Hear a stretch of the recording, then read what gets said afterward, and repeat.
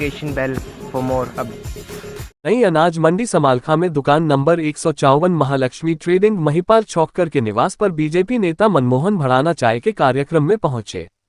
कार्यक्रम में पहुंचने पर आढ़तियों के द्वारा फूलमालाओं से भव्य स्वागत किया। इस दौरान आढ़तियों ने मंडी से संबंधित मुख्य समस्याओं से अवगत कराया। इस दौरान विधायक बच्चन सिंह आर्य के पुत्र अशोक आर्य ने बताया कि हमारे कार्यकर्ता की मेहनत और जनता के आशीर्वाद से हरियाणा में तीसरी बार भाजपा सरकार पूर्ण बहुमत से बनने जा रही है।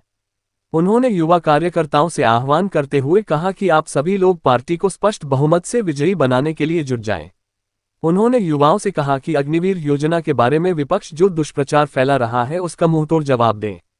इस दौरान बीजेपी नेता भड़ाना ने विधानसभा चुनाव के लिए आशीर्वाद मांगते हुए बताया कि आने वाले समय में मुख्यमंत्री नायब सिंह सैनी के नेतृत्व में बीजेपी की तीसरी बार सरकार बनेगी। मुझे पूरा विश्वास है कि भाजपा का कार्यकर्ता विधानसभा चुनाव में कांग्रेस को धूल चटाने का काम करेगा।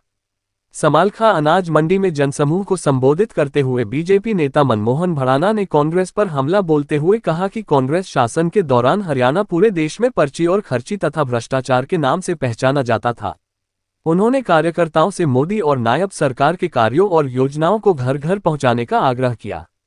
उन्होंने कांग्रेस को धोखेबाज पार्टी बताया और कहा कि कांग्रेस के नेता झूठ बोलकर वोट लेते हैं और फिर जनता को भूल जाते हैं।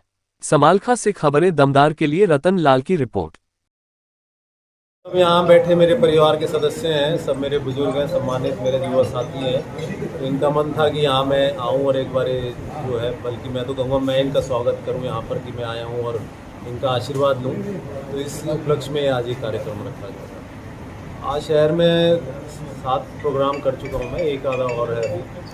तो इस तरह से जो मान सम्मान जो प्यार मिल रहा है सभी साथियों का, वो बहुत ही मनोबल बढ़ा रहा है मेरा और मुझे लग रहा है कि यहाँ पे जो कामयाबी मिलेगी। कुछ कहूँगी ये आप जानते हैं, मेरे पिताजी 1996 में यहाँ पे सभी मेरे बुजुर्गों ने, साथियों ने मिलकर उन्हें बनाया, फिर दोबारा भी बनाया और 96 से लेके अब तक 30 साल से संपर्क रहा है हमारा। कोई बाहरी ना तो आपको ये यहाँ पे लोग देखकर, जितने भी मेरे बुजुर्ग बैठे हैं, इन्हें देखकर लग रहा होगा कि मैं बाहरी हूँ और ना मुझे ऐसा कोई महसूस हो रहा है कि मैं बाहरी हूँ। इतना प्यार मान सम्मान तो शायद मुझे फरीदाबाद में भी नहीं मिला जो मुझे यहाँ मिला। अच्छा, क्या आपको लगता है कि टिकट आप? देखिए, सबसे पहली बात जो आपने पूछी कि भारतीय जनता पार्टी अगर मुझ पर भरोसा जताती है और ये पार्टी का जो है इंटरनल मैटर है वो किस तरह से आते हैं वो देखने पर निर्भर करता है। लेकिन अगर मुझे जिम्मेदारी दी जाती है तो मैं आप यहाँ पे वादा भी कर रहा हूँ और ये आपको कहना भी चाहूँगा कि अपना भरपूर प्रयास करूँगा और जो कमियाँ रही हैं यहाँ पर समालखा क्षेत्र में जो देखने को मिल रही है